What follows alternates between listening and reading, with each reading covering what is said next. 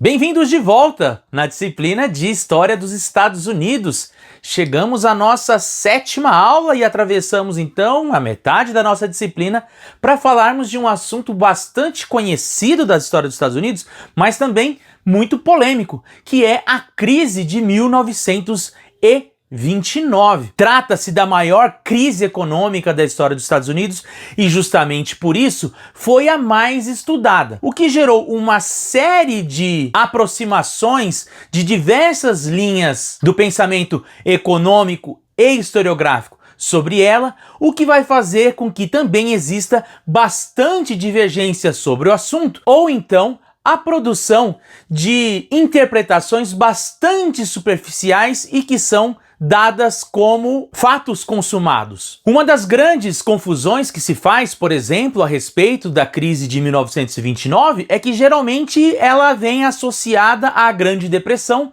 como se elas fossem uma coisa só. No entanto, o que vários estudos apontam é que, na verdade, a Grande Depressão acontece após a crise de 29, mas não necessariamente é resultado da crise de 29. O que se entende, então, é que as respostas que foram dadas à crise de 29 acabaram por gerar a Grande Depressão. Porém, é necessário que a gente deixe uma coisa bastante clara. Não existe um consenso a respeito do que causou a crise de 29. Nem também sobre quais respostas foram equivocadas ao ponto de levar à Grande Depressão. Essas informações são bastante interessantes porque, geralmente, a crise de 29 e também a Grande Depressão nos são transmitidas, principalmente no ensino fundamental, como se houvesse um consenso em torno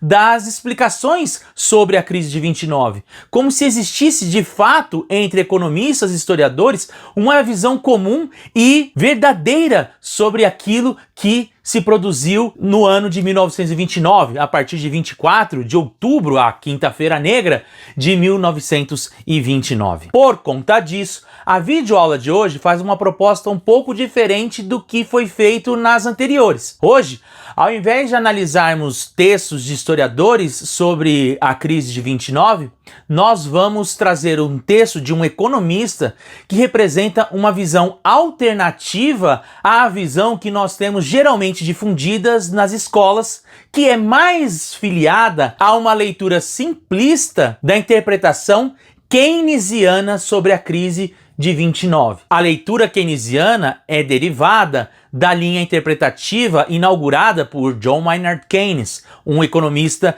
inglês, que já em 1936 propôs uma teoria geral do emprego, como assim ficou conhecido, que tratava a respeito dos acontecimentos que se desenvolveram em 1929. Depois disso, seus discípulos continuaram dando seguimento a essa linha de pensamento para se aprofundar sobre o tema. E, de maneira geral, é uma visão simplista ou bastante simplificada dessas interpretações dessa linha keynesiana que nos chegam nos colégios quando a gente vai explicar a crise. Porém, ela não é a única maneira de se entender a crise. Como eu disse, não existe consenso. Por conta disso, eu proponho que na aula de hoje nós façamos 2 vídeos. O primeiro vídeo será uma análise do capítulo 4 do livro do Milton Friedman, chamado Livre para Escolher. O capítulo se chama Anatomia da Crise. Em um segundo vídeo desta mesma aula, eu vou trazer o texto de uma economista brasileira do Departamento de Economia da Unesp, em que ela faz uma aproximação entre essas duas principais linhas que se dedicaram a estudar a crise de 29, o keynesianismo e a linha monetarista do Friedman. Por isso eu não quero que vocês entendam essa aula como a defesa de uma linha alternativa ou revisionista da crise de 29 contra uma interpretação equivocada da crise. Ao contrário, o que eu quero é expandir a maneira como a gente pode entender um evento histórico, concebendo que muitas vezes existem amplas formas de se entender o mesmo fenômeno, o que muitas vezes nos aponta para a reflexão.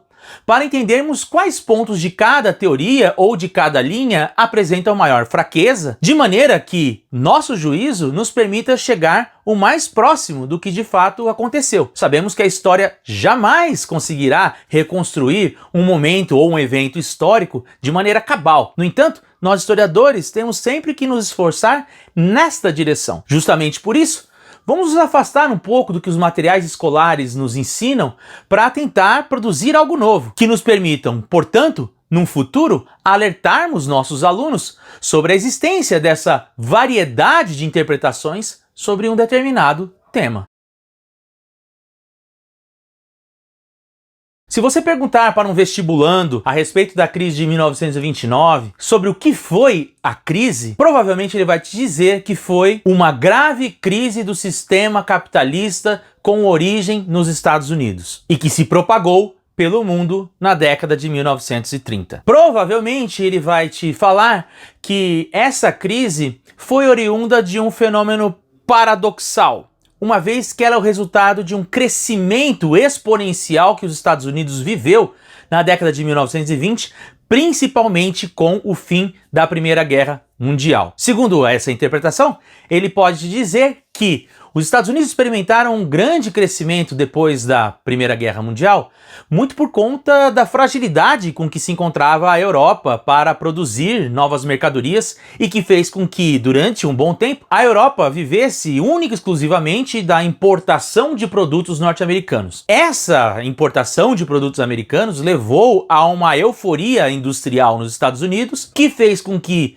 as empresas produzissem cada vez mais produtos para se enviar para a Europa e que isso também gerou no crescimento dos salários e no aumento do desemprego nos Estados Unidos. Da mesma forma, o crescimento do emprego nas indústrias fez com que fosse necessária o aumento da produção agrícola para alimentar essas pessoas que agora viviam em ambientes urbanos e que não mais produziam seus próprios alimentos. Além disso, o desenvolvimento de novas tecnologias e novas formas de produção fizeram com que os produtos se tornassem cada vez mais baratos, o que possibilitava com que a classe média norte-americana se tornasse cada vez mais consumista e passasse também a investir parte do seu dinheiro na compra de ações. Sendo assim, os norte-americanos não apenas viviam de uma renda vinda dos seus próprios trabalhos, mas também passaram a ser especuladores financeiros, tendo parte dos seus recursos ou dos seus ganhos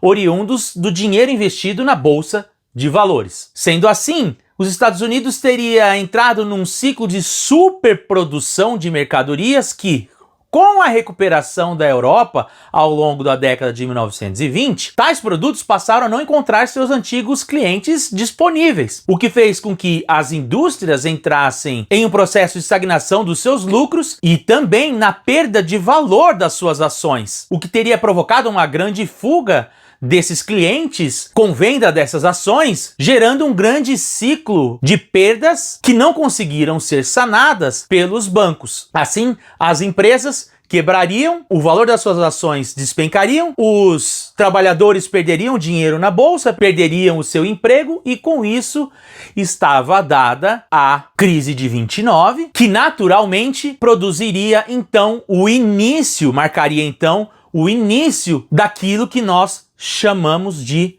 Grande Depressão. E, para sair desta crise, o governo, a partir de 1933, com a posse do presidente Franklin Delano Roosevelt, teria colocado em prática um projeto de maior intervenção dos estados e que teria salvado os Estados Unidos dessa grande crise. Alguns professores vão dizer, inclusive, que essa foi uma estratégia pautada no modelo keynesiano de economia. No entanto, vale lembrar que o Keynes só vai publicar a sua teoria geral do emprego em 1936, e o New Deal do Franklin Delano Roosevelt é de 1933. Uma outra coisa importante para a gente questionar sobre essa visão em torno da crise de 29 é a questão da superprodução agrícola. Segundo se entende, essa superprodução agrícola era gerada por uma demanda alta das cidades e que, com a quebra da bolsa e todos os problemas que vão ser verificados nas cidades, como desemprego, isso teria acarretado numa queda nos preços e também no faturamento dos fazendeiros, o que levaram à sua quebra. Porém, se a gente for analisar a década de 20, ela somente é uma década de grande prosperidade, como essa visão defende, se nós olharmos para as cidades.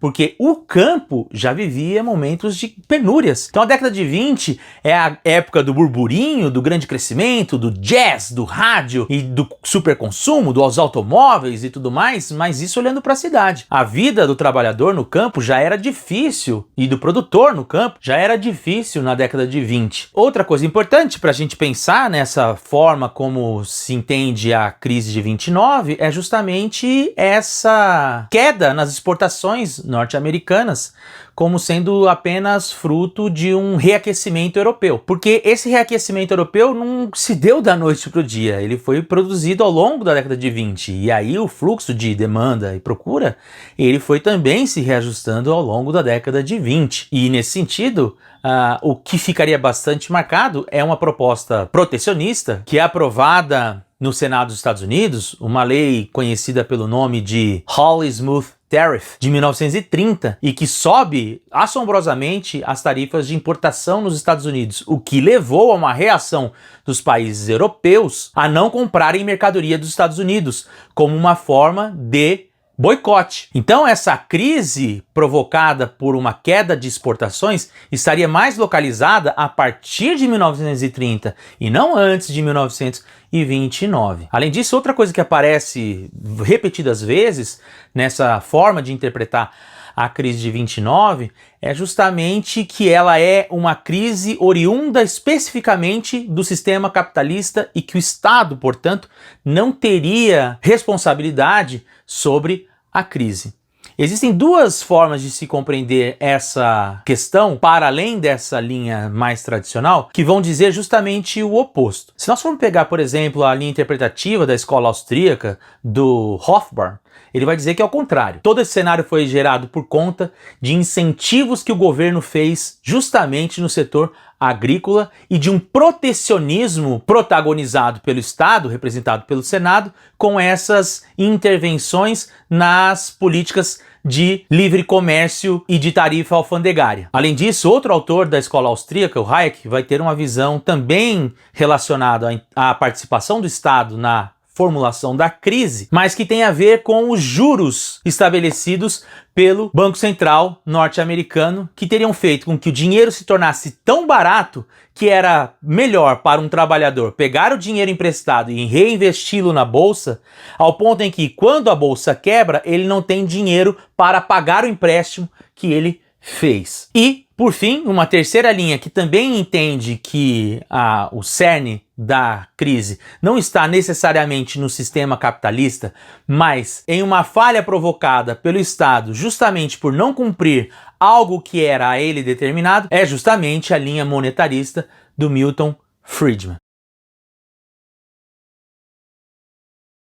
O texto do Friedman, Anatomia da Crise, começa justamente falando sobre a profundidade que a crise teve a partir de 1929. Segundo ele, entre 1929 e 1933, a renda norte-americana caiu pela metade, a produção diminuiu em 1/3 e o desemprego subiu para 25% da população ativa. Essa crise foi de tamanha magnitude que atingiu também outros países, provocando fenômenos semelhantes: a queda na produção, a queda no consumo, na renda e também o aumento do desemprego. Segundo ele, esse cenário de fome e miséria que nós vamos encontrar pelo mundo a partir de 1929 foi um prato cheio para que os nacionalismos e regimes autoritários, como o nazismo, crescessem na Europa, o que vai provocar então a própria Segunda Guerra Mundial. No campo das ideias, foi responsável por difundir uma visão de que o capitalismo era um sistema frágil,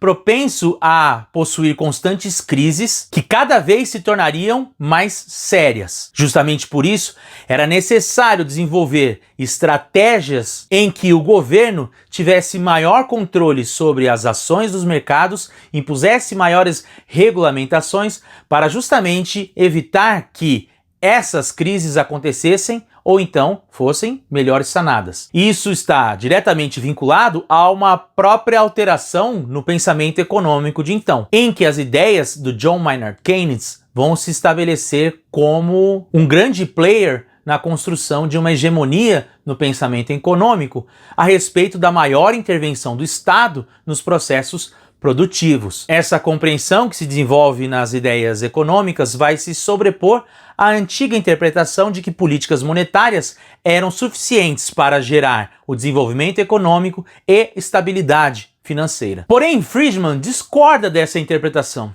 porque, segundo ele, a crise de 29 e, por consequência, a Grande Depressão não foi uma crise que representasse uma falha do modelo capitalista, mas sim na ausência do governo em não promover aquilo que lhe era determinado pela própria Constituição: cunhar a moeda, regular o seu valor e o valor da moeda estrangeira. Para convencer o leitor de sua tese, Milton Friedman começa contando uma historinha que aconteceu em 21 de outubro de 1907, com o pedido de falência de um banco em Nova York chamado Knickerbocker Trust Company. Era o terceiro maior banco especializado em gerenciamento de fundos e empréstimos de Nova York. A notícia de que o banco pediria falência fez com que vários de seus investidores e clientes fossem até o banco para retirar o seu dinheiro antes que o banco viesse a quebrar, o que apenas acelerou que isso acontecesse e o banco de fato quebrou. De certa maneira, isso gerou um pânico entre clientes de outros bancos que viram uma possibilidade deste acontecimento se alastrar por outros bancos, fazendo com que existisse uma grande corrida pelo saque dos investimentos e dos dinheiros depositados, para que as pessoas tivessem então seu dinheiro resguardado consigo para colocar debaixo do colchão. E isso então gerou um pânico que de fato fez com que outros bancos também fossem à falência. Qual era a saída que os bancos tinham nesse cenário de corrida por dinheiro, gerada muitas vezes por um grande pânico especulativo? A saída justamente era reduzir o número de saques que as pessoas podiam fazer, ou então substituir esses saques em dinheiro vivo por cheques, que os bancos acabavam creditando uns aos outros. Era uma espécie de acordo entre os bancos para fazer com que o número de retirada dos clientes fosse menor, fazendo com que as suas reservas não chegassem ao limite e que eles não precisassem então quebrar. No entanto, o que se observou tanto em 1873, 1893 e agora em 1907 é que essa era uma estratégia que tinha um custo bastante elevado, que era uma recessão, mas que permitia uma recuperação breve da economia após 1 ano e meio, 2 anos. Agora, por que ele nos conta essa historinha do Knickerbocker Trust Company? É porque, justamente para tentar evitar que este cenário que se viu a partir de 1907 se repetisse. E qual foi a alternativa criada para tentar evitar que este cenário voltasse a se repetir no futuro? Foi justamente a criação do Federal Reserve System, que aparece primeiro como uma lei formada por uma comissão no Congresso, ainda no governo do Theodore Roosevelt, mas que já no governo de Woodrow Wilson vai se transformar em uma instituição independente, o que seria então o equivalente ao nosso Banco Central. Assim, o Fed surgia como um instrumento que seria capaz de sanar essas crises nos momentos em que elas surgissem, impedindo que elas se transformassem em recessões. A ideia é que o Fed funcionasse como uma espécie de banco dos bancos, aquele capaz de emprestar dinheiro para os bancos em momento em que a liquidez desses mesmos bancos começasse a diminuir e que suas reservas começassem a ficar baixas. Agora, para que você entenda isso de uma maneira mais clara, ele vai explicar como um banco funciona. Esse é um ponto interessante do texto do Friedman, porque de fato existe muita incompreensão sobre qual é o papel do banco na sociedade. Existe uma frase atribuída ao Bertolt Brecht em que ele diz que pior do que roubar um banco é fundar um banco. No entanto, é fato que existe uma incompreensão sobre qual é a função dos bancos, para que eles existem, para que eles servem. Por isso que ele faz essa pausa no texto para explicar alguns conceitos do funcionamento de um banco. E um deles é justamente essa noção de depósito. Não é porque você faz um depósito no banco que esse seu dinheiro está lá guardado e a hora que você quiser você pode sacar o dinheiro. Muito pelo contrário. O banco é quase como uma agência que estabelece relações e coloca em contato pessoas que têm um dinheiro para guardar com pessoas que estão precisando de um dinheiro. Ou seja, quando eu pego o meu dinheiro, deposito lá, sei lá, R$100, o banco pega uma parte desse dinheiro e de outras pessoas, faz um grande montante e aí coloca uma linha de crédito. Falando assim, olha, indústria, se você quiser dinheiro, eu tenho esse dinheiro aqui e vou te emprestar a 10% de juros ao ano. E aí ele chega para mim e fala assim, você vai deixar o seu dinheiro aqui guardado comigo e eu vou te dar 1% de rendimento sobre o seu dinheiro ao ano. Na verdade, ele vai te pagar esse 1% ao ano com o lucro que ele teve dos 10% que ele pegou desse dinheiro para emprestar para o empresário, para o camarada da indústria. Então ele está te passando uma parte do lucro que ele teve lá. É injusto, ele ganhou muito mais. Bom, isso pode ser. No entanto, o que é interessante é que você não teria condição de, com o seu próprio dinheiro, emprestar para esse industrial e cobrar dele 10%. Então o que o banco faz é possibilitar o encontro entre essas duas partes interessadas, quem quer dinheiro e quem tem um dinheiro. Acontece então que se você e todo mundo que ele pegou esse dinheiro para emprestar para o empresário, para o cara da indústria, resolver sacar o dinheiro de volta ao mesmo tempo, ele não tem, porque ele emprestou esse dinheiro para outra pessoa. E diferente do que as pessoas pensam, o banco não fabrica dinheiro, ele não tem dinheiro. Esse dinheiro é justamente o encontro do lucro que ele mesmo gera com o dinheiro das pessoas que aportaram ali. Mas não se desespere, eu vou deixar um link aqui embaixo com um vídeo bastante didático do Economês em Bom Português, em que ele explica justamente a dinâmica de um banco de maneira mais clara do que eu. Para esse momento, o que você tem que entender é justamente essa dinâmica do depósito. Sendo assim, quando você escuta uma especulação de que um banco está para quebrar, você presume que ao quebrar, ele não terá como devolver esse dinheiro para você. O que você faz naturalmente? Corre até o banco para tirar dinheiro antes que ele quebre, correto? Correto. Imagine se todo mundo fizer isso ao mesmo tempo. Sei lá, você tem dinheiro no banco X.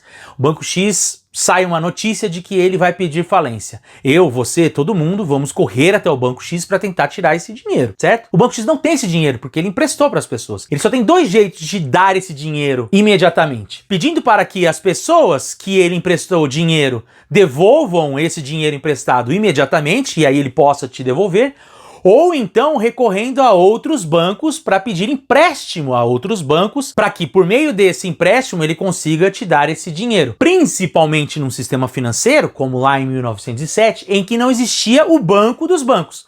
Atualmente, o que acontece não é isso. O Banco Central empresta esse dinheiro para esse banco não quebrar e assim o banco consegue ter uma melhor estrutura. Qual que é o problema de um banco quebrar? Quando o banco quebra, ele leva a outros bancos e assim ele leva o dinheiro das pessoas, o dinheiro das indústrias e provocam toda uma quebra em larga escala que não acaba apenas com os bancos, mas também com todo o negócio da economia real. Nesse sentido, existe uma ideia de que dar dinheiro, porque no fundo nunca se dá dinheiro aos bancos, é importante para que outras empresas e outras pessoas comuns, clientes, não fiquem sem dinheiro num momento de recessão. Nesse sentido, o Fed, então, foi criado em 1914 e toda uma estrutura de bancos federais foi criado em torno dele. O Fed, então, possuía 12 células espalhadas pelos Estados Unidos e cada uma delas atendia a sua própria região para ser essa espécie de salvaguarda dos outros bancos. A partir de 1917, com a entrada dos Estados Unidos na Primeira Guerra Mundial, esse sistema de compra que o Fed vai fazer de títulos emitidos pelo Tesouro Nacional, pelo governo dos Estados Unidos, vai fazer com que haja uma circulação de nova moeda na época da Primeira Guerra Mundial dentro dos Estados Unidos. E, por sua vez, ao final da Primeira Guerra, esse sistema é mantido, fazendo com que comece a se produzir um processo de inflação. Logo que isso se evidencia, o Fed para de fornecer esse novo dinheiro, fazendo então com que os Estados Unidos entrem numa recessão em 1920 novamente, por conta dessa retirada de um dinheiro que vinha circulando quase que descontroladamente. E então nós temos uma rápida recessão em 1920, causada pela retirada da participação do Fed nesse processo e o desenvolvimento de uma estratégia de estabilidade. Durante esse período é então que os Estados Unidos experimenta aquele grande crescimento que nós mencionamos no começo da aula, justamente porque o Fed havia encontrado uma espécie de varinha de condão em que ele conseguia colocar dinheiro, retirar dinheiro, fazendo com que a economia não entrasse em recessão, mas também acelerando a economia quando achava necessário, e isso vai acontecer até o ano de 1928. Por quê? Como eu mencionei para vocês, o Fed ele tinha um conselho central que se encontrava em Washington, mas ele era uma estrutura bastante descentralizada. E até o ano de 1928, quem ditava o ritmo dessa política e que havia encontrado essa fórmula de equilibrar o volume monetário, ou seja, a quantidade de moeda que circulava nos Estados Unidos, foi um sujeito que era o presidente do Fed em Nova York, um sujeito chamado Benjamin Strong. Com a morte precoce de Strong, o Conselho Central de Washington decide que a partir de então, Nova York não seria mais aquele responsável por ditar as regras ou a maneira como o Fed interviria na economia. E abre então uma disputa interna que faz com que não existe então um consenso sobre qual deveria ser a maneira que o Fed deveria se portar diante de crises. E então, essa estrutura federal, e vale dizer, privada, o Fed é uma instituição privada, ela não é uma instituição do governo, porém, fez com que a administração da quantidade de moeda circulante no mercado norte-americano passasse paulatinamente de uma decisão feita por sistemas privados, mas fosse estabelecida então por entidades públicas do governo, representado pelo Conselho do Fed em Washington. Agora, por que é importante a gente saber qual era a posição do Fed diante da crise de 29 e o que isso tem a ver com a Grande Depressão? Isso tem a ver porque, segundo o Milton Friedman, é justamente a inexistência de uma política ativa de intervenção do Fed na ampliação monetária, ou melhor dizendo, da quantidade de dinheiro que os bancos teriam acesso para garantir as suas reservas, que vão transformar a recessão que se inicia em 1929 para uma Grande Depressão a partir de 1933. Então, para ele, a Grande Depressão não começa no dia 24 de outubro de 1929. Ali, na verdade, nós teríamos o início de uma recessão que foi muito mal administrada pelo sistema do Federal Reserve System e que acarretou, então, no agravamento de mais duas crises bancárias em 1931 e 1933, sendo essa última a que levou então ao aprofundamento drástico da recessão e aí sim a configuração disso que nós chamamos de Grande Depressão. Segundo ele, o auge da atividade econômica norte-americana na década de 20 se dá realmente em 1929, no entanto, em agosto.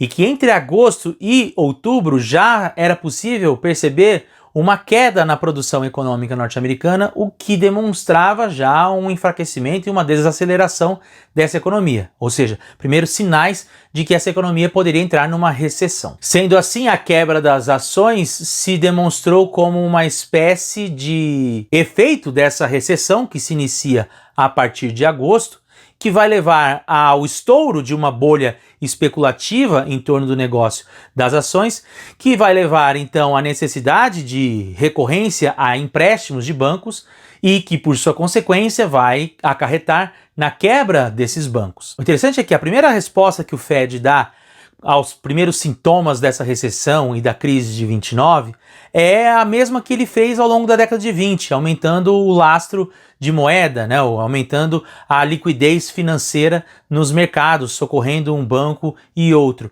E isso é o que faz a gente ver aquilo que a gente consegue observar na história da crise de 29, uma breve recuperação no ano de 1930. Porém, mesmo com a utilização dessa política de expansão monetária, Friedman julga que ela foi tímida e que era necessário, então, que se expandisse a participação do Fed na capacidade de expansão da moeda nos anos seguintes. Porém, não é isso que acontece. A partir de 1930, então, de outubro de 1930, um ano depois da crise, a atitude do Fed vai ser justamente a oposta, que vai levar, então, a uma quebradeira generalizada dos bancos nos Estados Unidos. E entre eles, o mais importante é a quebra do Banco dos Estados Unidos, principalmente por conta desse nome que ele tinha. Porque ele era um banco privado, não era um banco público. Mas a noção que as pessoas tinham, justamente pelo nome que ele possuía, é de que ele era um banco público. O que deu uma dimensão internacional da crise de que as coisas iam tão ruins nos Estados Unidos que o seu banco central havia quebrado, uma vez que ele levava esse nome. Um fato interessante que ele vai nos contar, então, é que esse momento de breve recuperação da economia norte-americana, na primavera de 1930, vai se agravar, então, a partir do outono de 1930, com essa nova política do Fed de não socorrer os bancos. E o que é bastante interessante que ele nos conta é que essa não ajuda ao Banco dos Estados Unidos se deu não apenas por motivos econômicos, mas também por motivos de preconceito, uma vez que os principais clientes do Banco dos Estados Unidos, até mesmo por conta desse nome que ele possuía, era formado por imigrantes e os seus donos eram judeus. Então, segundo defende Friedman, o não socorro a este banco se deu muito por conta de um antissemitismo que já existia naquele momento nos Estados Unidos. Lembrem-se que nós estamos falando de quase uma década antes da Segunda Guerra Mundial. Bom, agora que o Fed, que tinha como função ser o banco dos bancos, decide não dar dinheiro aos bancos, qual a solução que os bancos tinham que fazer para tentar salvar as suas peles? Justamente aquilo que eles faziam antes do Fed existir: recorrer a outros bancos comerciais. E foi justamente isso que aconteceu. Pequenos bancos começaram a solicitar dinheiros e empréstimos de bancos médios, esses bancos médios solicitarem dinheiros de bancos maiores, o que foi levando a uma inevitável quebradeira no sistema bancário norte-americano. E aí você me pergunta, por que eles não fizeram como em 1907, restringiram o limite de saque, salvando os bancos médios e depois passando por uma recessão? Justamente porque agora eles entendiam que eles tinham o Fed a recorrer, que a qualquer momento o Fed iria aportar dinheiro para salvar as suas reservas, fato que não aconteceu. Então, quando recorreram aos outros bancos, quase nenhum tinha suas reservas, o que acentuou ainda mais essa crise. Agora, o que é importante a gente saber é que existe um limite para o tanto de dinheiro que um país pode colocar no mercado. E esse limite era estabelecido justamente pela quantidade de ouro que cada país tivesse. Ou seja, a quantidade de moeda circulante numa economia jamais poderia ser maior a quantidade de ouro que um país possuísse em suas reservas. Isso era o que era chamado de padrão ouro. Quando chega em 1931, a Inglaterra vai abandonar o sistema de padrão ouro. Isso fez com que o Fed, o Banco Central Americano, aumentasse os juros, ou seja, o preço do dinheiro que ele emprestava para os outros bancos. O efeito do aumento dos juros, ou seja, do preço do dinheiro que o Fed emprestaria a outros bancos, fez com que o resultado fosse justamente uma diminuição no tamanho, na quantidade de dinheiro circulante no mercado norte-americano, o que vai levar então a um aprofundamento da crise em 1931 e, por conseguinte, um segundo colapso bancário. É justamente diante desse cenário de aprofundamento da recessão que o Congresso vai cobrar que o Fed volte a adotar as medidas expansionistas de moeda no mercado financeiro. E o Fed, então, no final de 1932, começa a adotar essa postura. No entanto, essa política expansionista monetária durou muito pouco tempo. Durou apenas até o final do ano de 1932, quando começa o recesso parlamentar. O que obrigava o presidente de então, o Hoover, a tomar medidas de maior participação política para que essas políticas fossem mantidas. No entanto, o Hoover havia perdido a eleição para o Franklin Delano Roosevelt e disse que não iria se intrometer nessa situação se o Roosevelt não participasse junto com ele. E o Roosevelt, por sua vez, o Franklin Delano Roosevelt, achou melhor não se envolver nessa questão nesse momento e só tomar uma atitude quando chegasse à presidência, quando tomasse posse. Acontece que até o ano de 1933, não coincidentemente, o presidente tomava posse no dia 4 de março do ano seguinte e não no dia 20 de janeiro, como é agora, nos dias de de hoje. Então ficou esse impasse de 5 meses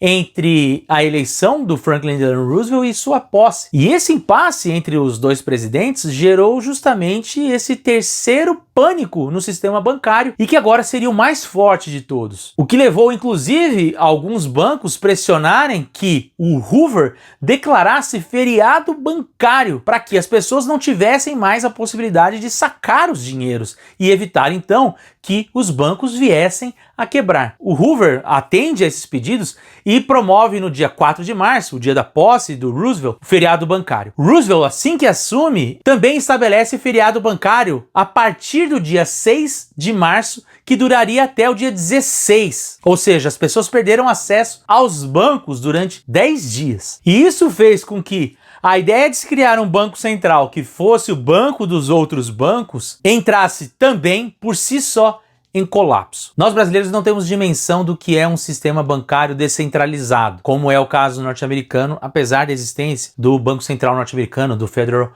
Reserve System. Aqui nós temos, sei lá, 4 ou 5 bancos grandes, desses bancos, 2 são públicos e agora, faz pouco tempo, a existência de fintechs, que são pequenos bancos que podem agir como cooperativas ou então vinculadas a serviços de créditos e tudo mais.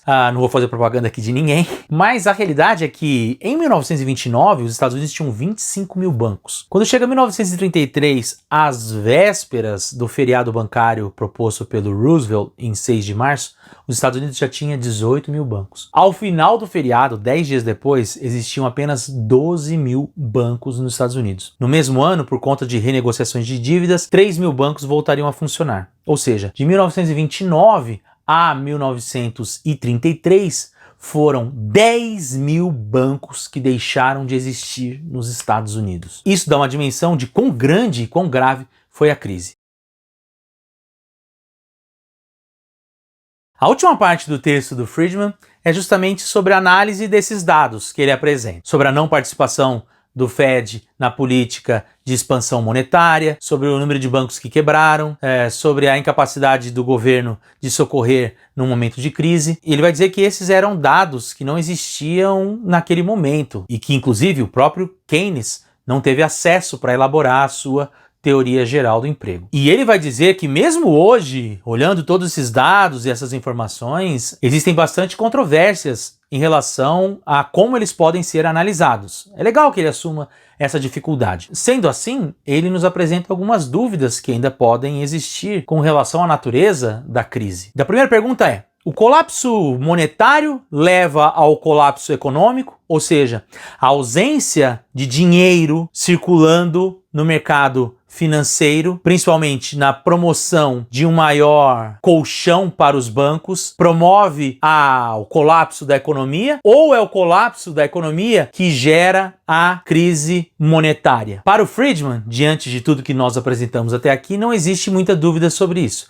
Mas ele vai dizer que, de fato, a crise econômica agravou a crise monetária. Ou seja, essa crise econômica, na visão do Friedman, é gerada pela crise monetária, mas ela vai alimentar essa crise monetária, transformando ela ainda mais profunda. Então essas coisas não são tão dissociadas assim. Outra pergunta que ele nos joga é se o colapso financeiro poderia ter sido evitado ou se ele se deu apesar dos esforços do Fed. Aqui também, diante de todo o exposto, não existe muita dúvida. Para ele, a crise ou colapso só se deu justamente por conta de uma ausência do Fed. Ou seja, na visão dele, a crise não aconteceu apesar dos esforços do Fed, mas a crise aconteceu por conta da ausência do Fed. A terceira pergunta que ele nos coloca é: onde começou a depressão? Se foi nos Estados Unidos, ou se o que os Estados Unidos viveu em 1929 e aí até 1933 foi um reflexo do que havia acontecido num cenário externo. E aí ele vai ser categórico em dizer também que não, que a crise começa nos Estados Unidos. Isso é importante a gente pontuar agora, porque essa também é uma discussão que está em aberto. Nós vamos ver na próxima videoaula, em que eu vou apresentar o texto da professora Claudia Heller, que existe uma discussão sobre o reposicionamento das nações da Europa que teriam, de certa maneira, influenciado também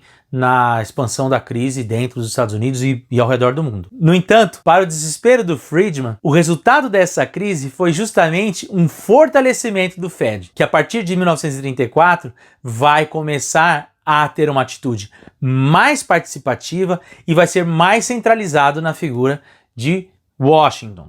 E, para o seu desespero ainda maior, segundo ele, a partir de 1935 até 1937, vai acabar errando na mão para o lado oposto, colocando muito dinheiro no mercado, fazendo com que os Estados Unidos saísse rapidamente de uma deflação para uma inflação, com baixíssimo crescimento. E nesse sentido, imaginar um cenário de altas inflações num lugar com bastante desemprego, você já pode imaginar que era o pior dos cenários possíveis. E é claro então que ele termina o texto com uma provocação ao Banco Central. O Friedman, percebam que ele não é uma das pessoas mais amigas do Banco Central. Agora, a provocação que ele faz ao final do texto é justamente essa que eu vou ler para vocês agora. Em um aspecto, o Fed se manteve totalmente consistente o tempo todo, pôs a culpa de todos os problemas nas influências externas, além de seu controle, e atribuiu a si o crédito por toda e qualquer ocorrência favorável. Assim, continua a promover o mito de que a economia privada é instável, enquanto o seu comportamento continua a mostrar a realidade de que o governo hoje é a fonte principal de instabilidade econômica. Antes de encerrarmos essa aula, é preciso a gente situar o texto do Friedman também no tempo. O Friedman é um dos principais economistas da linha monetarista, que tem a sua origem